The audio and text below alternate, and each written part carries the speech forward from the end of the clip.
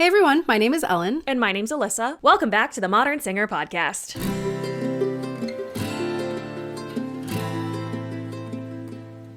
Today we have a very interesting topic, as I am currently in the midst of it as well, and it's what to do when you have a break between gigs.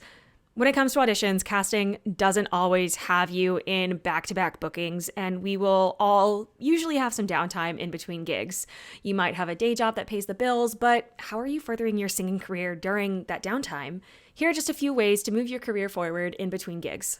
One of them is putting on a performance, putting on your own recital, cabaret, oratorio, musical theater piece, small production, anything like that gives you a chance to perform the music you've always wanted to. It's also a really great opportunity to learn how to plan and market an event. This is a great way to get more performance experience and maybe a few new roles on your resume. If you haven't already, after this episode, go check out episode 11, where we delve into our Creating Your Own Opportunities workbook. That'll help you immensely if you go down this path.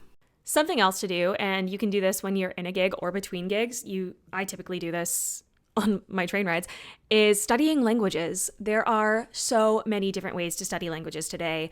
There are meetup groups, apps, classes. I personally use Duolingo, which is a great way to learn on the go and at your own pace. But if you're looking for a more formalized class, many colleges, community centers, and even universities have summer classes for various languages that they open up, not to just their current full-time students, but to anyone out there.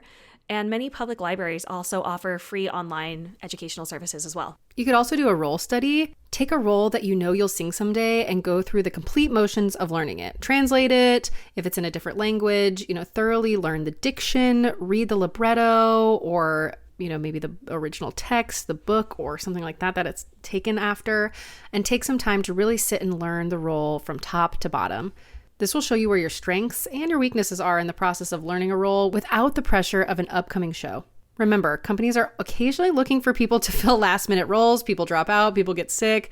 So if you have studied a role and you're ready to go and you have it ready to go on your resume, people know this about you, you're completely ahead of the game, and you might be able to fill some shoes last minute. Check out our Learn Your Music the Right Way workbook in our Etsy shop. This is our best-selling workbook with over 20 pages and walks you through 4 phases of learning your music. We provide you with a breakdown on how to learn your music in 30, 60, or 90 days, giving you time depending on how long that you have to learn that role, a few check-ins to keep you on track, and a ton more. It's also a really nice way to double check if you can learn a role in 30 days. It's a really great challenge. Maybe you set a monthly challenge for the month of April or May if you know that you're graduating, or if you've got a couple weeks off in between. Just see if you can actually learn a full role. It's a great challenge.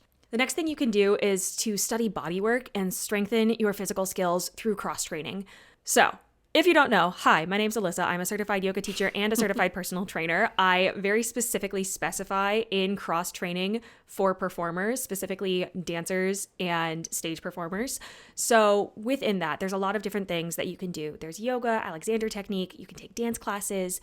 I love helping people learn how to use weights to help strengthen your muscles in ways that we don't find in dance class.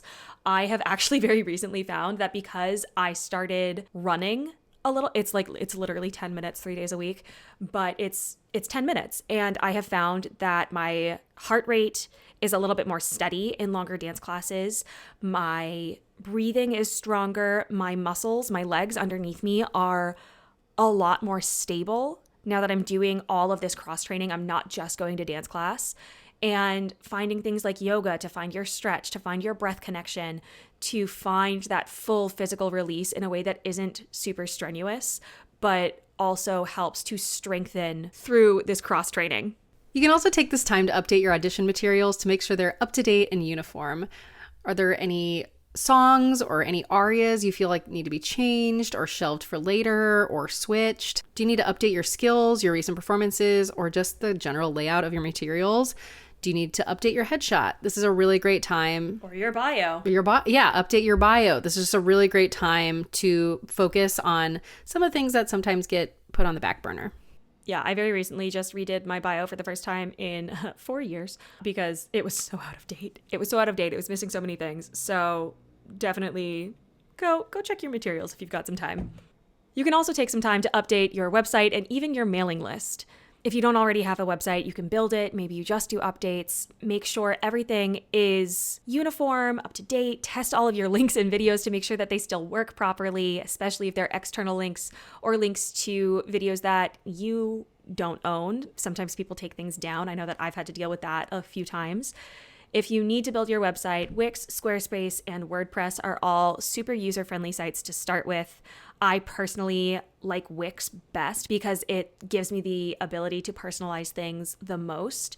Squarespace is super user-friendly and it has a bunch of templates that are basically, for lack of a better term, they are stupid-proof, and you can do whatever you need without worrying about having to code anything or anything else like that, making sure that everything is nice and uniform.